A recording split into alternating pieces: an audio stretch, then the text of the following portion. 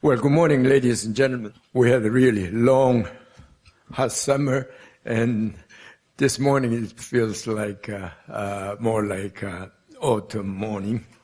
It's very nice to see you all in good health.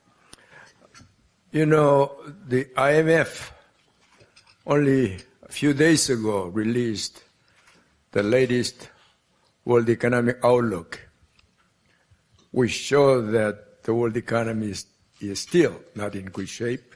It's quite stagnant. It only came up with this year's growth rate forecast of 3.1% or something like that, which is far lower than more than 5%, the annual growth for 5 years before the 2007 and 2008 financial crisis. And IMF pointed to various factors for the stagnant economic growth.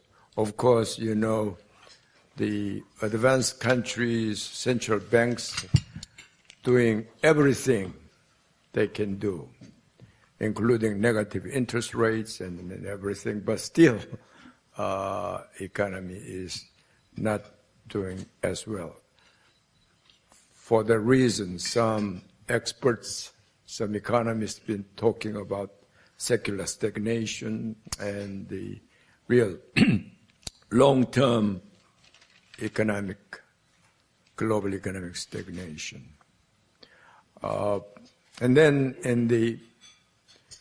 from the short-term perspective, on top of this current stagnant world economic situation, particularly in advanced countries, there are all the very worrying political developments in Europe, and which led to Brexit referendum. And now, yesterday, I'm sure some of you must have watched U.S.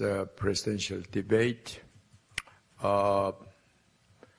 and a lot of things going on in Europe, which make us to worry to some extent. The existing liberal global economic order may be somehow negatively affected. But in any case, there are a lot of uncertainties surrounding the world economy. Now, this morning, we are very fortunate to have the speaker who will enlighten us, will address all these issues. And I'm very sure most of you know him well. Charles Tallara has been with us many times before. He's, of course, my good old friend, and he's really good friend of Korea.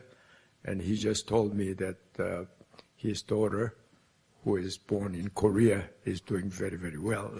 I thought she was still a baby, but she is already 32 years old. And anyway, I get to know him since I was senior secretary to the president at the Blue House. And then later on, as Minister of Finance, I worked very closely with Charles and the U.S. Treasury Department. And Charles was a senior policymaker at U.S. Treasury.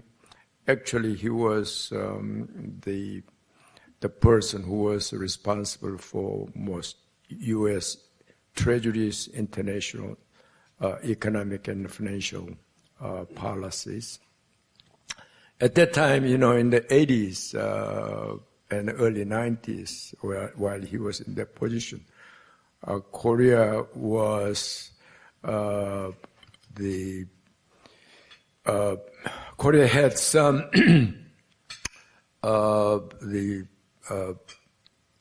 trade frictions with the United States, and so our exchange rate was at the very hot policy issue, and Charles came to Korea frequently, and Minister Kwon used to be with the U.S. Korea Ministry of Finance, and we all worked together.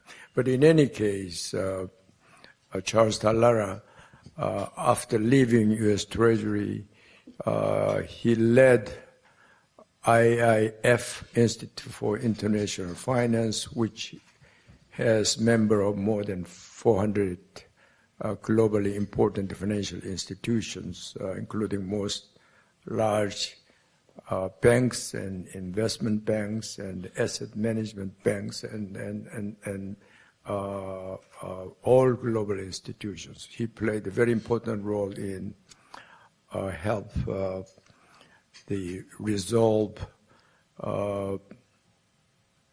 European sovereign debt crisis and the banking crisis, representing the banking and financial community. And now he is heading the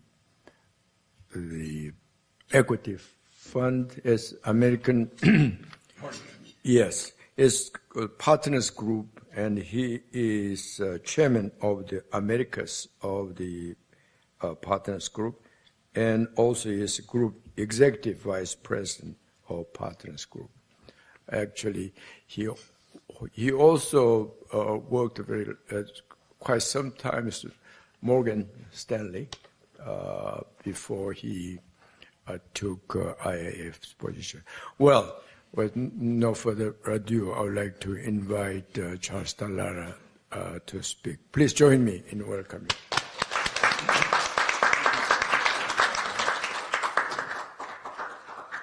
Thank you so much, Dr. Sagong. It's always a pleasure for me to be back in Seoul. A particular pleasure for me to be back at the Institute of Global Economics.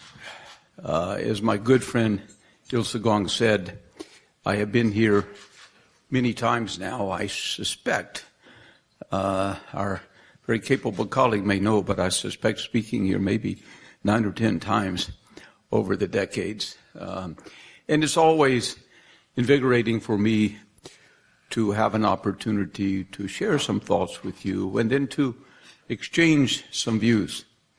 And I always enjoy these early breakfasts, which enable you to, even on a Friday morning, which enable you to get back to your offices, to get back to your other obligations. But hopefully stimulated by some good conversation. As Dr. Sagong said,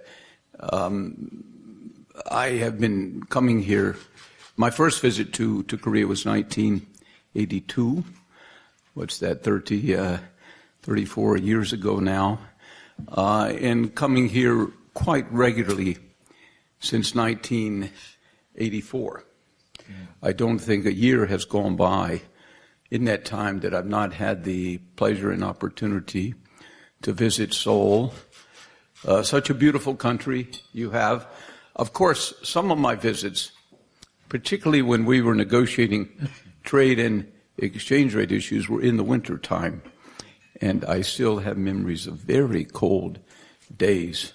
Once you were kind enough, I think he was tired of me. This was maybe 1987 or 88, when he was the minister. He was tired of our negotiations and wanted a break on the weekends. And probably I needed a break too. This was after the Plaza Accord, and indeed there were some tensions because the Korean surplus was very large, and the Korean won was tracking with the dollar down relative to the Japanese yen and the German mark. There was no euro in those days. So there were some difficult issues, and Korea's markets were still not, in those days, very open, especially in financial, but also in some areas of trade. And Dr. Sagong and the government were working in the right direction, but it takes time. But I do recall on the Saturday he suggested politely But I thought, well, it's a good idea. He said, you might want to go out of town to see some of the temples this weekend. Well, I did, and he kindly arranged a car and a guide. The only problem was I had some very thin shoes with me, and I walked around the temple grounds. It was so cold. My feet didn't warm up for 2 days, 2 full days. But I enjoyed the beauty of your countryside.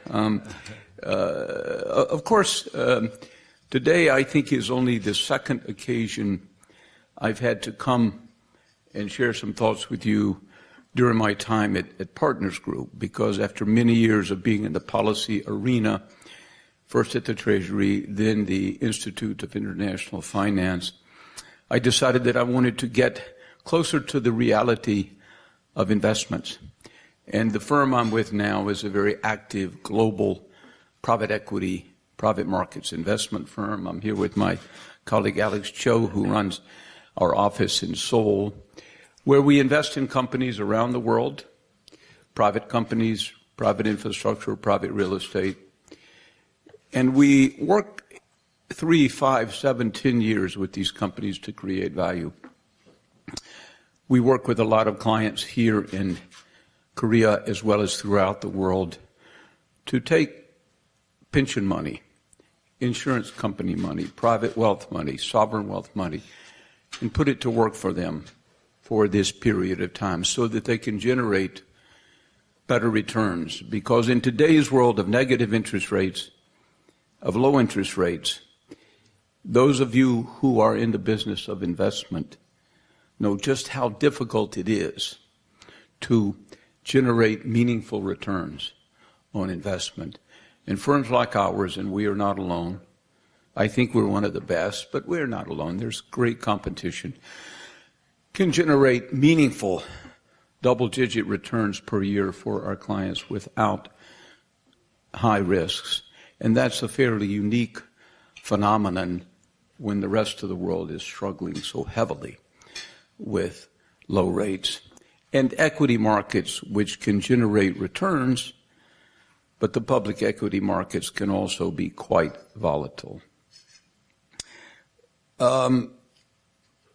Coming back to Korea, of course, is not just special for me because of the policy work and the friendships I've developed over the years here, but as Dr. Sagong said, in November of 1984, again, it was a cold November, I brought a little baby home who's now a 32-year-old woman with 2 wonderful children. And she's studying now to get her master's in nursing back in Virginia. A few years later, I was here on a special day for Korea. And it was not as special for me, but I remember it distinctly. Let me see who can guess what happened on 25 February 1988. I know there's some young people here, but I hope you've studied your modern Korean history. 25 February 1988.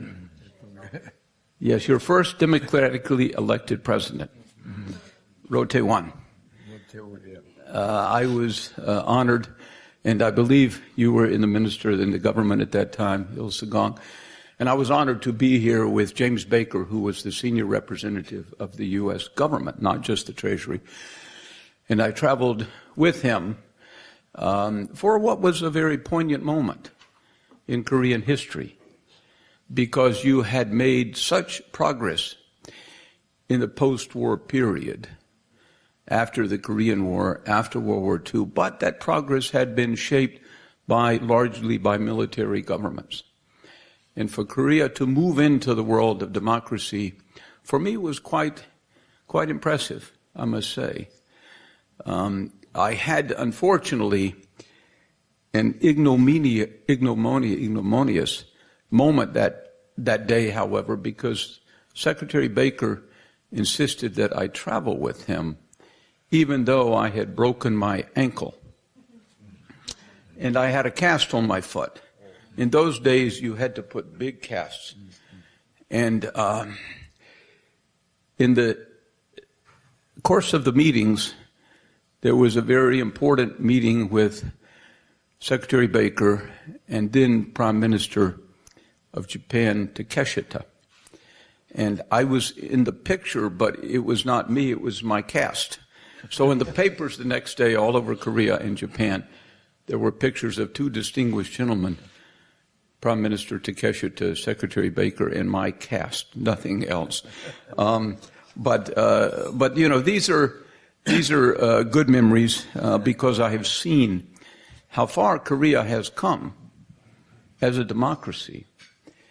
And as I stand here this morning, I think it's very important that you recognize this.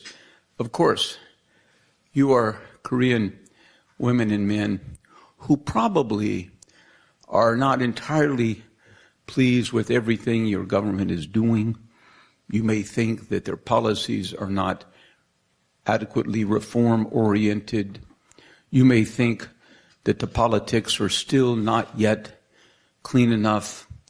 You may think that there's still some elements of protectionism in your economic framework that you would like to be rid of. And I don't disagree with that.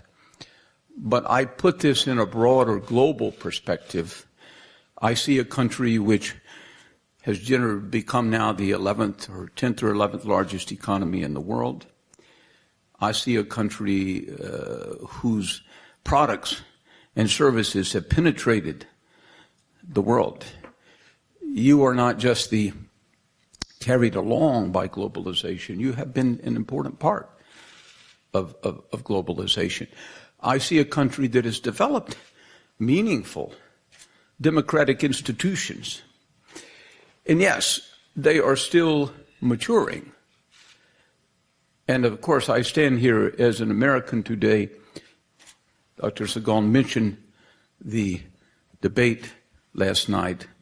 So I am in no position to talk about mature democracies, not after our presidential campaign. But we do have mature institutions.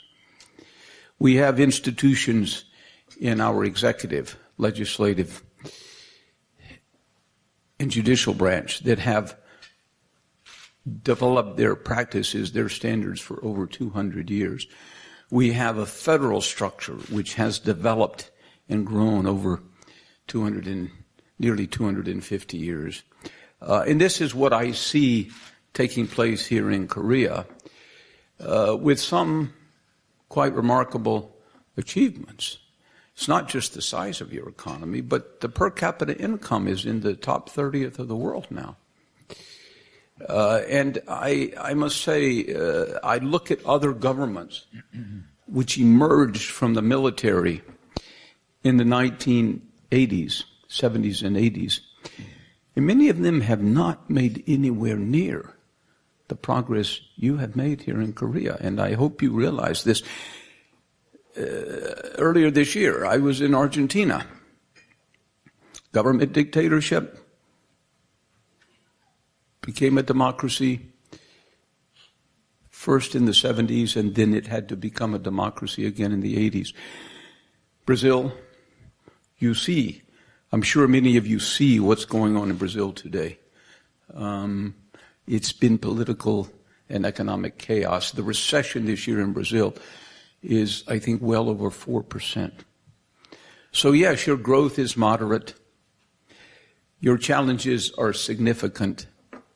But on a global scale, your achievements resonate impressively to me. Of course, we are in a century which so far has been dominated by two somewhat competing forces. The forces of globalization on the one hand, and along with, I would say, the forces of globalization and technological revolution on the one hand, intertwined, and the forces of nationalism on the other hand. And I do share the concern mentioned this morning that the liberal, fundamentally democratic post-war order created in the second half of the 1940s is at threat. That order, which was built around a concept of respect for nations' borders, around the concept of integration and collaboration, around the concept of gradual globalization with the creation of global institutions, and then the gradual opening of markets, both trade and services. This concept has served us very well. Largely, not exclusively, the world has been at peace for over 60 years. There have been times, like in the Balkans, where this has not been the case. Recently, most recently in the Ukraine, in the late 1960s, in Vietnam. But on a global scale, the world has been much more stable and peaceful than in previous periods of history. And yet today, we seem to be increasingly dissatisfied with globalization. And we seem to be failing to understand that globalization and technological revolution have gone hand in hand. I know that today is not an easy time for one of your large companies, Samsung, but I think we would all agree that Samsung has been at the forefront of globalizing technology for Korean companies, investors, and citizens. Your entertainment industry is renowned throughout Asia and the world. You have many other companies which have now become main pillars of the global trading system. And even here in Korea today, I see a much more international population in your 51 million than I did 30 years ago. And I see the benefits, as we do in America, of being able to import a wide range of goods and services that are available in a much more efficient, cost-effective fashion than they ever could be in a world of closed borders. It was not that long ago, in the mid-'80s, when the Korean culture regarding imported goods was still quite protective. I remember during my time here, and I think it may have been one of my first visits, seeing a little pamphlet which shocked me. It was being distributed in the schools for your young children. And a young Korean boy was picking up a pencil. This booklet was more or less like a cartoon, so the young children could understand it. And the young boy was picking up a pencil, and it had on the pencil, "Made in USA." And his neighbor in the cartoon said, "No, my mother said you cannot use American pencil." Well, we have all gone through these phases, but I would challenge you are not going to find anything like that today in Korea, because I think the benefits of globalization are so evident. I would say at a time when the nation state seems to be resurrecting its energies and globalization is under such threat, that think tanks like IGE, and I see my good friend Kwon Tae-shin here, who leads the KERI organization, the Korean Economic Resource Institute. Think tanks like these are so crucial to providing fora for open, frank, but constructive and civilized debate, to providing a framework for analysis and research, for discussion and debate, and to do so across borders. Dr. Zagong was telling me this morning how many distinguished speakers you've had here over the years, and it is no surprise to me because he has built an organization that has a worldwide reputation. And I think it's so important that organizations like this continue to prosper, because the quality of the debate has deteriorated so substantially in our political circles. I have to be honest that I will never be embarrassed by my country or for my country, but I am embarrassed by this presidential election process. As a U.S. citizen, we have a right to expect more from our political system. We have a right to expect quality candidates, honest candidates, candidates who are willing to debate the issues. And in my own mind, to be quite honest, neither candidate measures up to those standards today. Fortunately, we do have strong institutions. We have strong, dedicated civil servants.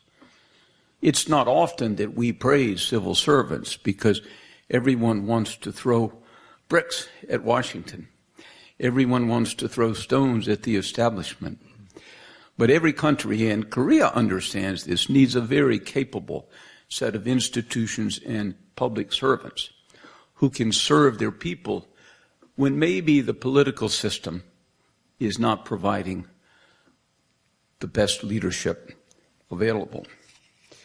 Let me talk a little bit about what I think is going on the global economic landscape. The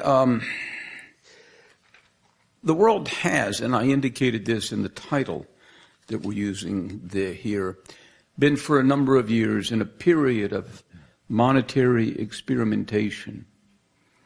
You don't see it so much here in Korea, where the central bank still uses largely traditional tools and traditional instruments. But in my country, the world of quantitative easing has become a huge phenomenon. In Europe, the world of negative interest rates and some forms of quantitative easing, purchasing government paper in the markets, has become a widespread and painful phenomenon. And I just came here from Tokyo, where the Bank of Japan is out in front of everyone with experimentation. Now, I don't mind experimentation when it is necessary. What I don't like is when the experimenters do not acknowledge the experimentation. They proceed as if we are in a world we fully understand. They proceed as if this is a very light path, full of light and sunshine. It is not. We are walking in some rather dark tunnels now when it comes to what the ultimate effect of this extraordinary monetary expansion will be. And I would feel much better if the central bankers would acknowledge these questions, these uncertainties, because to a certain extent, this new world of monetary experimentation has been accompanied by a private investor world that has become obsessed with this experimentation. We hang on every word. We follow every note from every minute release from every central bank gathering. We presume and we try to convince ourselves before we go to bed that they know what they're doing. They are dedicated central bankers, I don't question this. But there is no one, I am convinced, who really knows with confidence the ultimate effect of this huge expansion of monetary policy and this move into negative rates.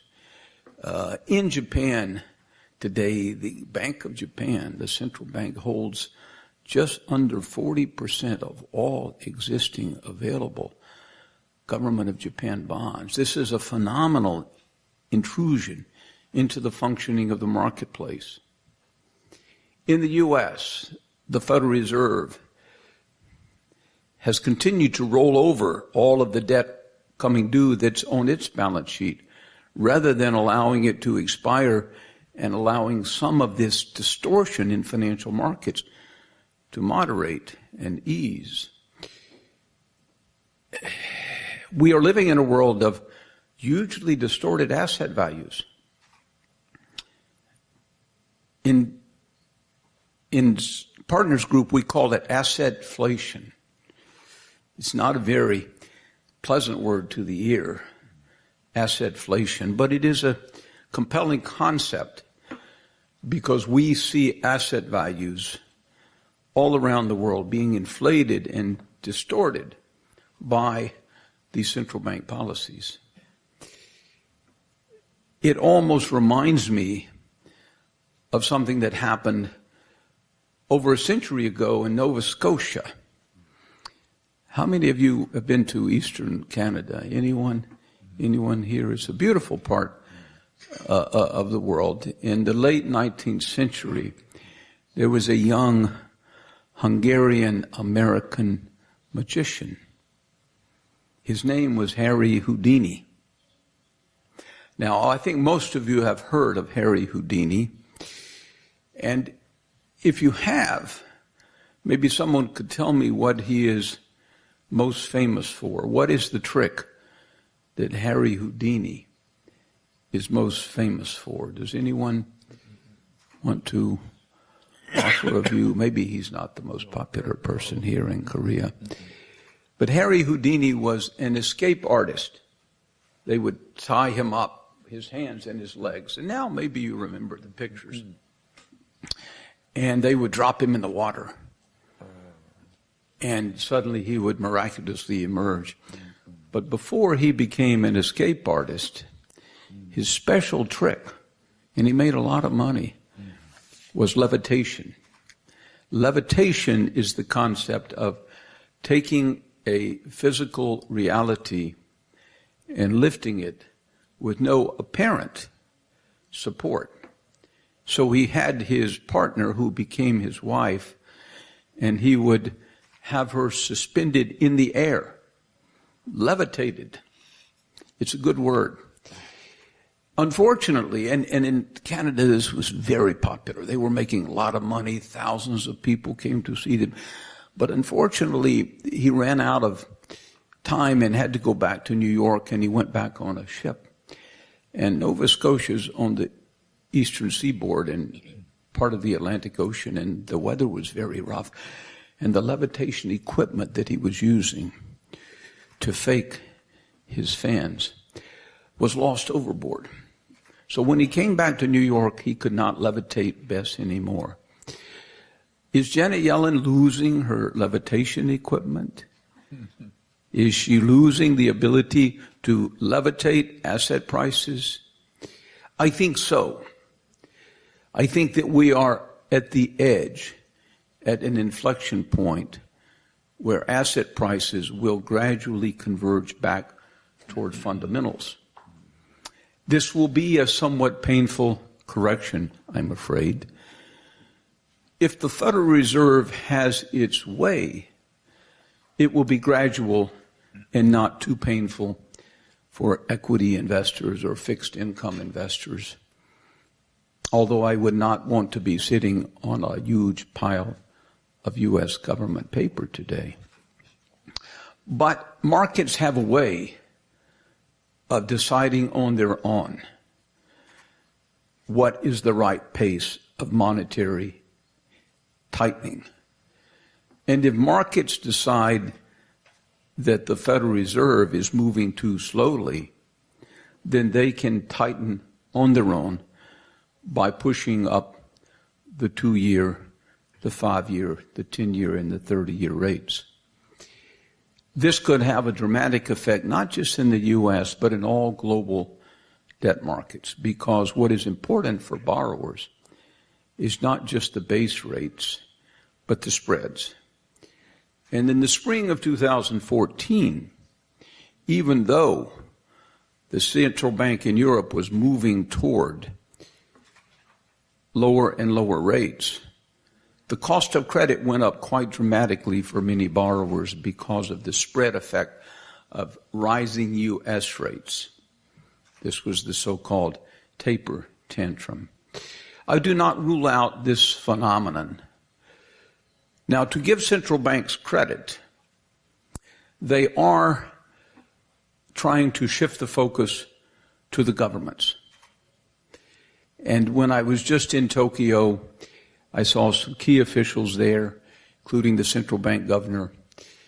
And without revealing the details of any conversation, it's clear that the sentiments of the Japanese people and the tone of the debate is now shifting somewhat, saying the central banks have done a lot to create the conditions for easy money. Now it is time for government reform, structural reform, and perhaps some fiscal stimulus. This is a little bit with different tonations, with different intonations. This is a little bit the message that is moving through global markets today. But can governments really do a great deal? In the U.S., again, it's very disappointing to see the quality of the debate on economic issues.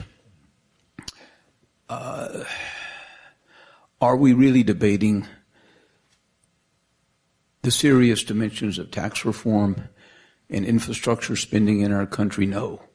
We're just debating whether you should tax the wealthy or cut tax rates. In Europe,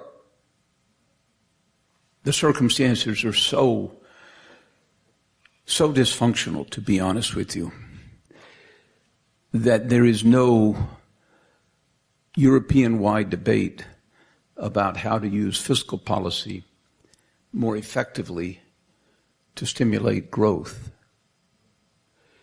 Unfortunately, in both countries, especially in Europe, regulatory policy has been part of the problem more than it has been part of the solution in the last 2 or 3 years. As you all know, after the global financial crisis, there was an intense wave of tighter regulation on financial institutions. Much of that was needed because the risk management and governance structures of a number of large financial institutions in the U.S. and Europe failed them, failed us, and with some very misguided decisions in Washington, we ended up in this global economic crisis. So there needed to be tighter regulation, but the regulatory pendulum has swung too far. It has become very politicized. It's everyone's favorite thing to beat on the banks. One of the few things that Hillary Clinton and Donald Trump agree upon: Wall Street is bad. Money center banks are bad. And this debate has become further inflamed by the recent revelations of some extremely unfortunate and perhaps illegal practices. And I say perhaps, I'm not the lawyer, I'm not the judge. Illegal practices by one of our large financial institutions. This regulatory pendulum has unfortunately prevented the flow of credit, especially in Europe. And so you not only have a dysfunctional fiscal system, but I'm afraid regulatory and other measures which are making it very difficult for the European economy to grow. Last Friday, I was in Boston giving a speech on Greece. 4 years ago, I spent over 1 year of my life, a year and a half, working around the clock to restructure Greek debt. Some of you may remember this. It became, and still is today, the largest debt restructuring in history, by percentage terms and by nominal terms. We wrote off $107 billion, 107 billion euro of claims on Greece. claims held by banks and insurance firms and pension funds. It was very painful for the creditors. But it gave Greece a window of opportunity to move into a new phase. When Korea had a sovereign debt problem in the late 1990s, it was painful, but you moved through it steadfastly and courageously. You did not dawdle. You had the benefit of an exchange rate as well as other policy instruments. Today, Greece has been in recession for going on 7 years. And we're not talking about the kind of recession the Japanese economy has been in, where growth has been flat. We're talking about a contraction of the Greek economy of 25%. This reflects not just the fundamental weaknesses in the Greek economy, but I'm afraid it reflects the dysfunctionality of the euro and increasingly the fracturing of Europe. I talked earlier about this competition between globalization and technological revolution on the one hand, and nationalism on the other hand. And even though I am concerned about the rise of nationalism and populism in my country, where it is most dangerous for the liberal world order today is actually, in my view, in Europe. Because we're seeing the fragmentation of Europe before our very eyes. With all respect to my British friends, the most frightening speech I have heard in the last 2 years was not made by Donald Trump or Hillary Clinton or Vladimir Putin or Xi Jinping. It was by Theresa May. Read it and you will weep.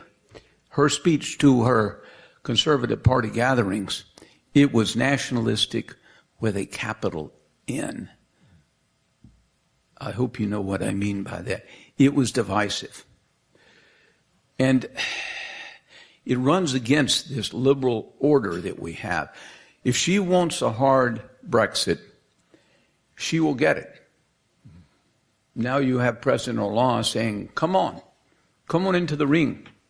Let's get going here. Let's take off our coats. Let's put on the gloves. This is what is happening in Europe today. Meanwhile, you have a man running Hungary. You have a new team running Poland who are very, very proud of their sense of nationalism. Last weekend, after I was in Boston, I was in a tiny little country in Europe called Serbia. Now, Serbia was at the heart of the explosion of World War I.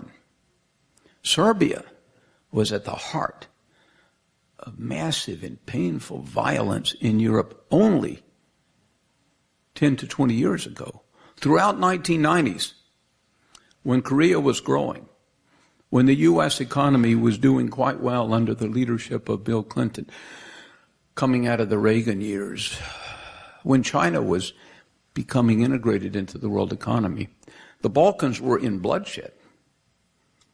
Serbia, Kosovo, Bosnia, thousands killed. I discovered when I was there this past weekend that there are still thousands of orphans from that period who lost not just one parent, but both parents. Why do I mention this? Because the motivation, and I am not the world's perfect historian here by no means, but the motivations which contributed so much to both those wars, World War I and the Balkan War of the 1990s, was nationalism. A sense that, we have Serbians living outside our border. Maybe we should expand the border. It's an understandable concept, but a very dangerous concept. I do think that we're at the most challenging period of post-war economic evolution that I faced in my career. We will need strong voices to continue down the path of globalization. In the U.S., we do not have them. We still can find them, because this election is not the end of the day. What to me was most disappointing about the debate yesterday was not the lack of civility. Unfortunately, I've come to expect this, that sometimes both of them behaved like school children. But it was the statement by Hillary Clinton that I oppose TPP today and I will oppose it as the president. She knows better. She knows the benefits of free trade. These speeches she has given to investment banks were not imagination when she said, I'm a free trader. But has she given up on this? We will find out. Maybe she can shift gears. Even Trump was modulating his views by saying we will have free trade, but it will be fair trade. And of course, he has left a bit of room to move back. And the fact that he doesn't have complex positions with any depth to them on many issues gives him a bit more room for maneuver. We will need countries around the globe putting nationalism in its right place. There is a very huge difference, as I think you know, between nationalism and patriotism.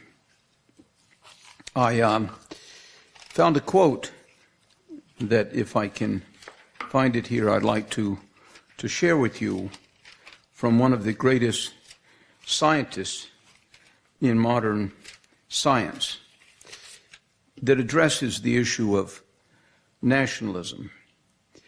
Today, we are facing huge waves of nationalism. Nationalism is, unfortunately, an infantile thing. It is the measles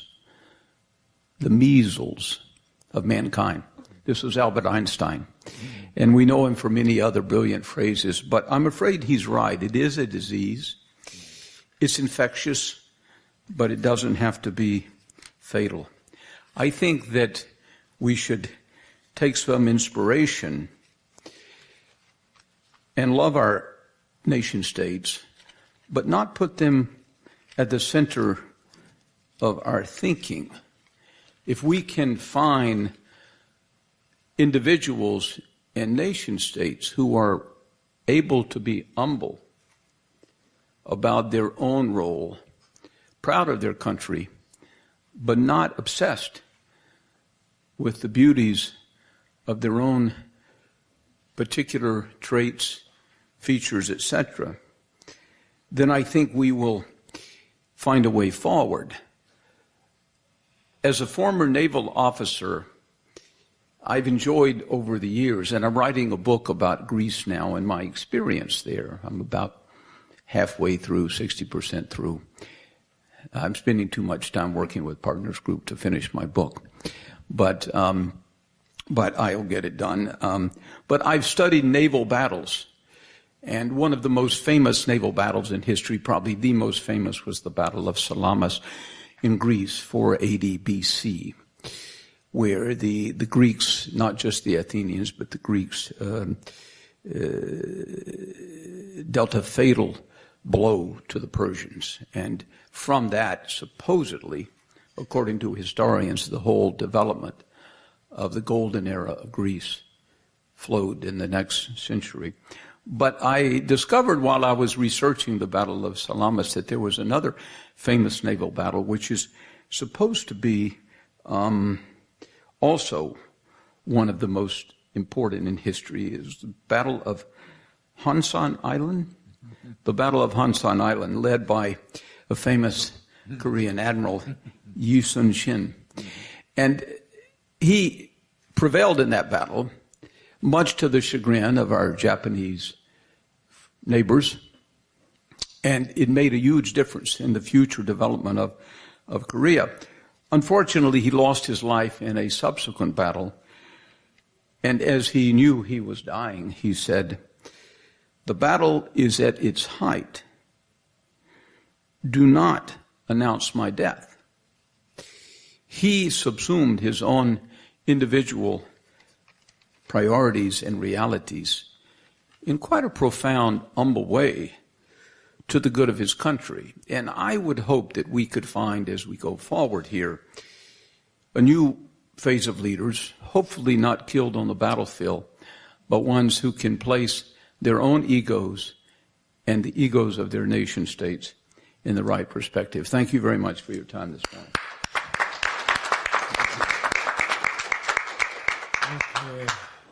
Well, thank you very much for very, very interesting and thought-provoking remarks.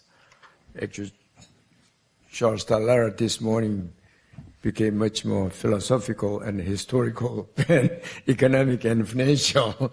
But I think this is the time to be more philosophical and more have more the historic perspective on global issues and the Korean politics as well. So he provided full of thought-provoking remarks on the table. So with this, why don't I invite questions or comments? It's a good opportunity. Take advantage of his being here this morning. In fact, you mentioned Serbia. We had just previous ambassador to Croatia, ambassadors. So he knows that area very well. Much better than I do, I'm sure. Well, okay, now, any questions? So we have a press representation here, and any questions? So yes, Mr. Kwan. Hello. Thank you, Charles. I mean, very insightful speech. And then I'm 100% with you for many issues.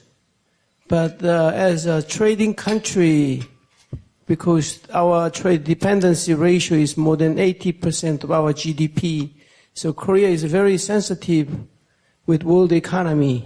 But these days, as you mentioned, even in Brexit and the speech of May, and even in the presidential debate, many countries, I think, populism, nationalism, protectionism, and then isolationism is prevailing. So, because still the negotiation of Brexit not finished, and then we don't know the future, whether it is Swiss style or Norwegian style or any kind of difficult style. But we know that the Germany and France cannot be lenient to Britain because other countries may follow. And then even the Hillary Clinton, she was advocate of free trade, but during the debate she mentioned she's against the TPP.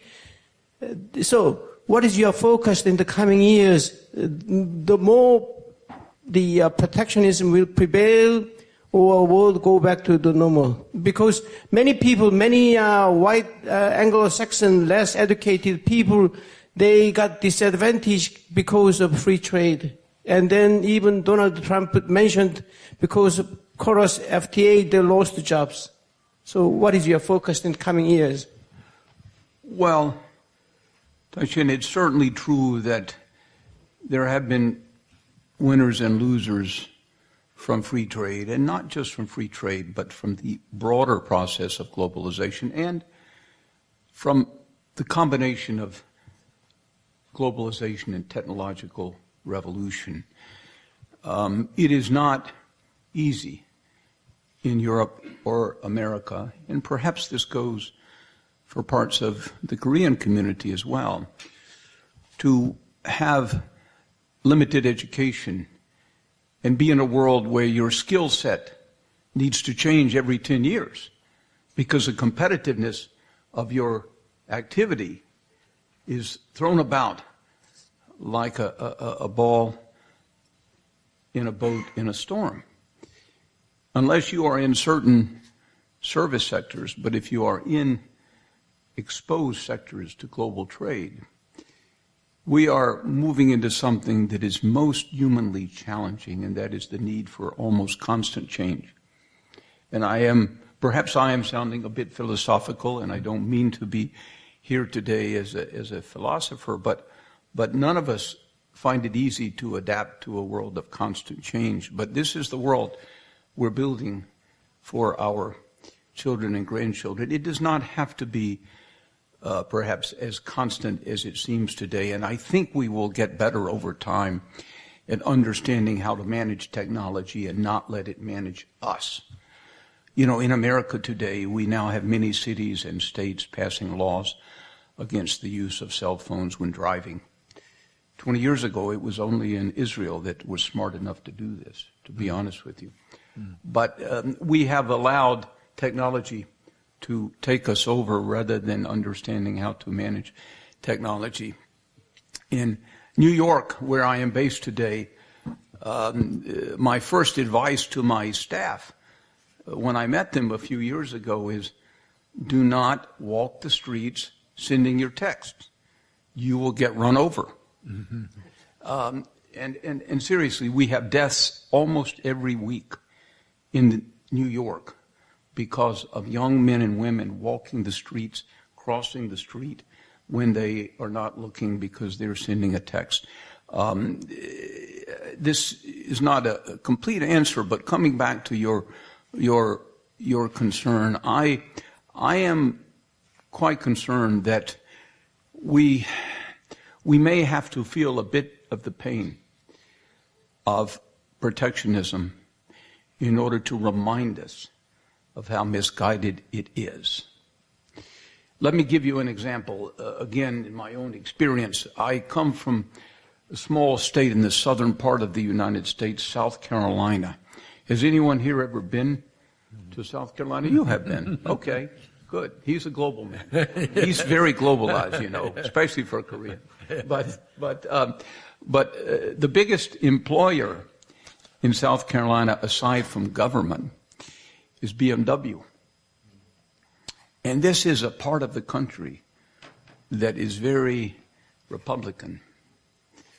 But I went to see the head of BMW there, and he was very frightened by Mr. Trump's protectionism. And he knew that I was in communication with Mr. Trump on some economic issues, and he said, please tell them, we produce 1,000 cars a day. We employ 8,000 Americans directly in our plant, and we support another 35,000 jobs in the broader supply chain that exists just within 100 miles of this plant. But here's the rub. 80% of those 1,000 cars per day are not sold to Americans. They're sold to Asians. They're sold to Europeans. They're sold to Latin Americans.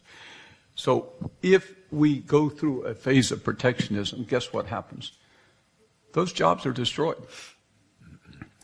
And this is the reality. And as I look at Europe today, as I look at Brexit, I was very pleased to see the sharp depreciation of the British pound in the last month. Why?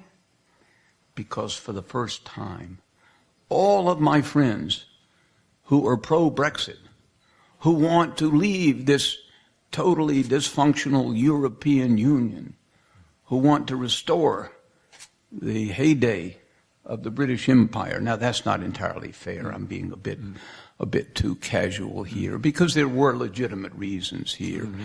But to be honest, if you go to London today, or if you live in London today, the value of your pound, if you go outside London to Europe, is much less.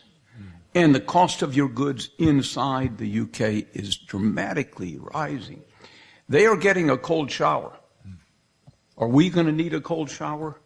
I think that the UK will probably, and this is partly analysis, partly wishful thinking. You know, when you're my age, you have to still preserve some sense of idealism and wishful thinking, even if your analytical skills don't necessarily leave you there, right? Mm-hmm. Because otherwise, the world is too discouraging. If you're just operating on your analytical skills, you really get too discouraged. You want a glass of wine at 4 o'clock in the afternoon, not 7 o'clock. Yes. But seriously, Yeah. I think that the UK will probably have to think again about the cost and benefits of a hard exit. I think in America we will have to think again about the reality of tearing up trade agreements and opposing TPP. The world is too integrated today. It simply has gone too far. Yeah. Now, can it be fractured? Yes. We're seeing this in Europe today with the rise of the extreme left and right. And this is another frightening phenomena that has to do with nationalism. It has to do with populism. It has to do with the global tendency now, which I think is one of the weakest spots in our democracies, to pretend that there are simple answers to complex questions. This is what is driving me crazy to pull my gray hair out when I listen to the debate. All they want to give the American people, Taishin, are simple answers to complex questions. That's not compatible with the 21st century. There are, unfortunately, trade-offs in everything that is done today, whether it is trade, whether it is tax reform, whether it is healthcare, whether it is technological revolution, whether it is the biotech revolution. And we have to understand the trade-offs and discuss them in a civilized way. Obama wanted broader frame of health care. Very legitimate goal. But in doing so, has he raised the cost of health care for many Americans in the middle class and many small businessmen? I'm struck by last night, and I don't wish to get into too much into social territory, but people talk on the issue of abortion in America as if you're either pro-life or pro-choice. The issue of abortion is a complex issue. It involves complex judgments of a personal and social nature. Surely there is room for debate here to find the right ground, rather than everyone wanting to be pro-choice or pro-life, Second Amendment, or regulate all the guns.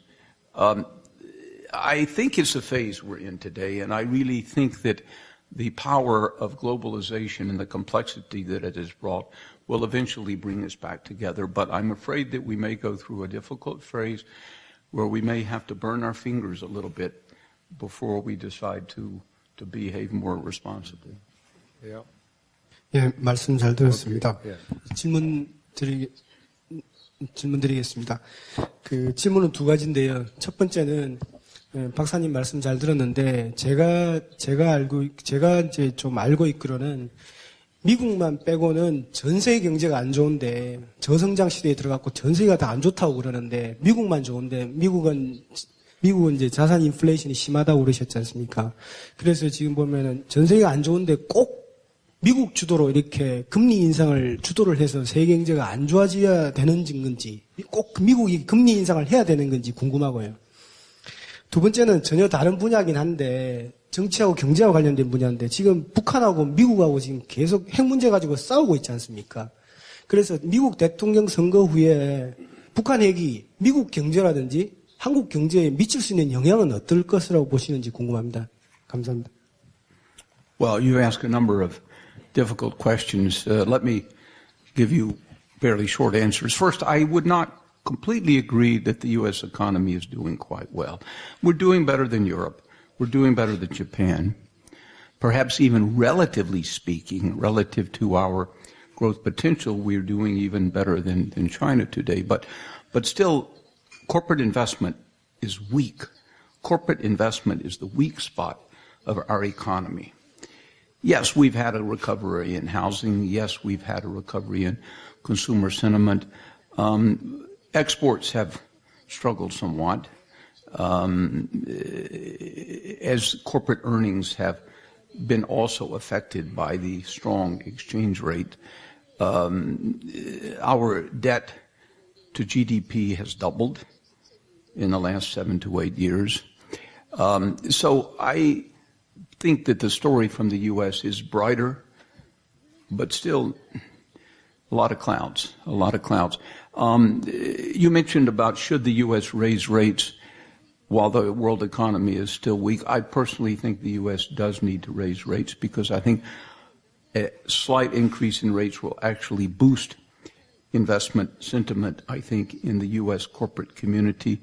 I think it will boost consumer confidence to a point if it's gradual because you have savers who will feel more comfortable that they generate some return on their investment. It will also lead to a gradual restoration of more consistency between asset prices and fundamental performance. You ask about, and one does have to be concerned about emerging markets. So I think the IMF should stand ready to be very active to extend credit lines to emerging markets if some countries get under pressure. Even today, Mexico still has an outstanding credit line from the IMF that was put together quite some years ago in the early phase of the global financial crisis. This is prudent management because exchange rates could be affected. Inflation rates, monetary policy in emerging markets could be affected. This is why I would also argue, though, for much more coordination. Dr. Sagong and I were talking at breakfast about the Plaza Accord, 1985, when the U.S., Japan, Germany, France, and UK agreed an arrangement to depreciate the value of the dollar. But it was much more. It was also about stimulating the German economy. It was about opening up the Japanese economy.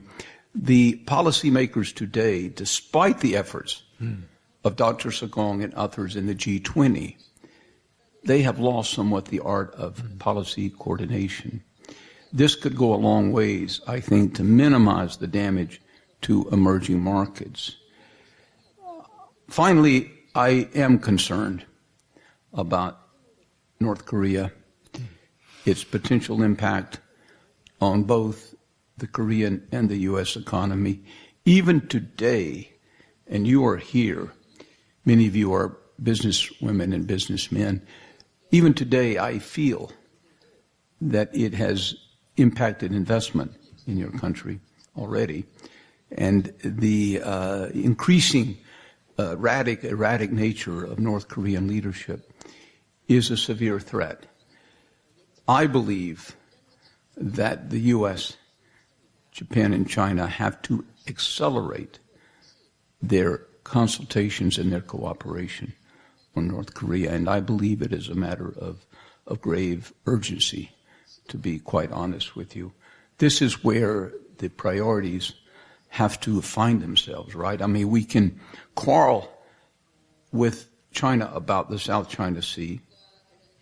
We can quarrel about Chinese steel flooding our steel markets, but we have to find some way to work with China and, of course, your own government here to find a more consolidated, in my view, coordinated approach to North Korea, because this could not end well, in my view, and the world has to be prepared to deal with it.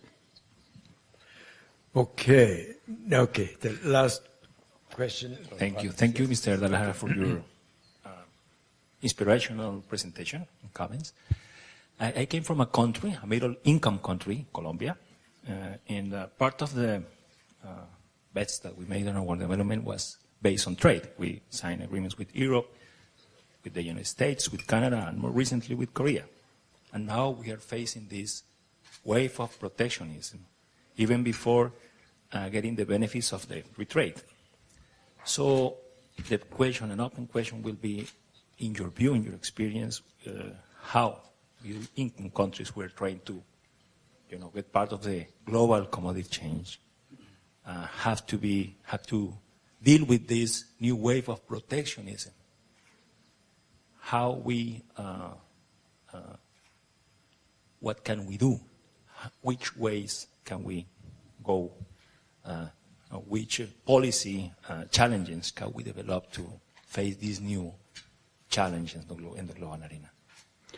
Well, I think that it's crucial that countries which have built credibility in the global community, and your country certainly has, use their voice, both individually and collectively with other leaders of emerging market countries which are also credible, to emphatically express your views to Washington, to Brussels, to Berlin, to London, and to work together in small groups as well as individually to make clear that free trade has been an important part of the consolidation of democracy in your country. To me, these are the links. I mentioned 2 countries in Latin America which have not done so well since the end of the military. And I know you've just suffered a painful setback in Colombia, which I think was most unfortunate, but I am sure that you will find a way forward in your effort to find peace with the FARC. I hope that my old friend, your former president, will be cooperative and a part of that process. But my point would be that the Pacific Alliance countries have built credibility. Now, of course, you have your own challenges, your own problems, and I would suggest that those 4 countries team together and become a strong voice in Washington and London and elsewhere, because you need to help them understand that this is about lifting the Colombian society and the Colombian economy into a broadly framed middle-income country, not a country that still has serious pockets of poverty. And I think that what Colombia, Peru, Chile, and Mexico have achieved, and of course every country is in a different space, I know that, is quite impressive. And hold us accountable for our trade agreements. Take us to WTO if we don't behave on our trade. You know, the post-war institutions are there for a purpose. And of course, I know it's a bit difficult if you're, riding on the back of the elephant to bite the elephant's back. But still, sometimes you have to do that. Okay. I suppose we can go on like this all this morning and all day. But we have to let Mr. Charles Dallara go. He's on his way to Hong Kong and other part of Asia. I think his remarks are very thought-provoking, and it is very, very relevant in the context of Korean economic and political situation here as well. And globally, I think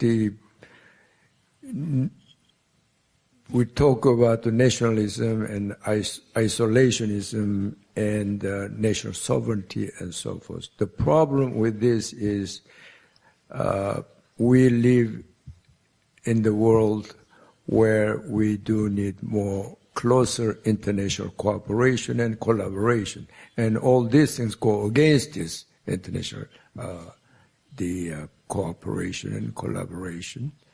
And particularly in the international financial markets, as you can see, there's central banks, ECB, at the Bank of Japan, U.S. Fed will have divergent policies, so it will create the volatility in the international financial markets. So it requires international cooperation and the collaboration. In that regard, I've been consistently saying that we need P20's role in that the framework. But personally, I've been very, very disappointed by what happened in the Hangzhou this time. And so, since we don't have very strong global leadership, what the global community needs is collective leadership, and the G20 can be the source of collective leadership, but it does not play. So we just don't have enough global leadership, which the world community and the world economy needs today. So I just hope after this election, the period, whoever becomes President of the United States plays some leadership role in this regard, because U.S. still is the most systemically important country in the world. The leadership there is very, very important. And it led the world to create the post-war liberal economic order and contribute so much in maintaining it. And now I just hope that it will continue to play that role. And we're looking forward to have appropriate leadership set up in that country. And I hope Charles play more important role there in that regard. Well, with this, we have to end this morning's session, and we all send the best regard to your daughter. Thank you. Thank you very much. And please. Thank you very much. Thank you very much.